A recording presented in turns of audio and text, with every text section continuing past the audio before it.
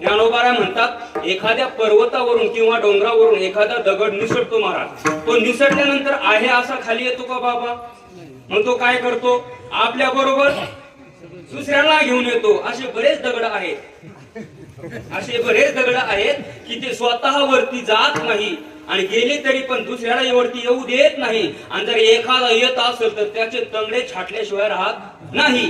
पण एक लक्षात ठेवा महाराज, नाही ना तुम्हाला तुमच्या जीवनामध्ये कोणाचं चांगलं करता आलं, नका चांगलं करू, पण दुसऱ्याचं वाईट करण्याचा प्रयत्न मात्र चुकूनही करू नका. भला किसी का करना सके तो बुरा किसी का मत करना, फूल नहीं बन सकते तो तुम काटे बनकर मत रहना. अरे नाही दुसऱ्याचं चांगलं करता आलं तर नका करू, पण दुसऱ्याचं वाईट करण्याचा प्रयत्न करू नका.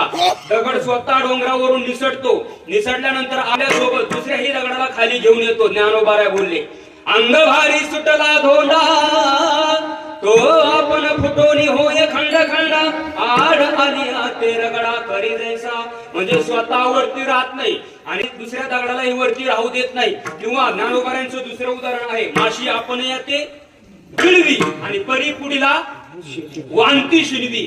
एखादा ग्रस्त जेवायला बसला, जेवणाबरोबर एखादी माशी जर त्याच्या पोटामध्ये गेली तर बघा बाबा, ती माशी पोटामध्ये राहते का? नाही. बरं, तिने कुठेतरी एखाद्या सांदी कोपऱ्याला मुक्काम केला पाहिजे की नाही?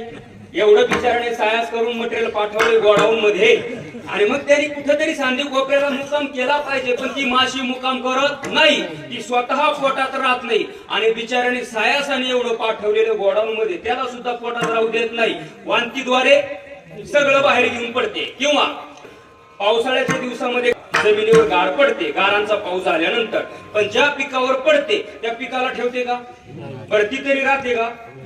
तसा हा नास्तिक स्वतः भक्ती करत नाही, दुसरा भक्ती करतो त्याला ही भक्ती करू देत नाही.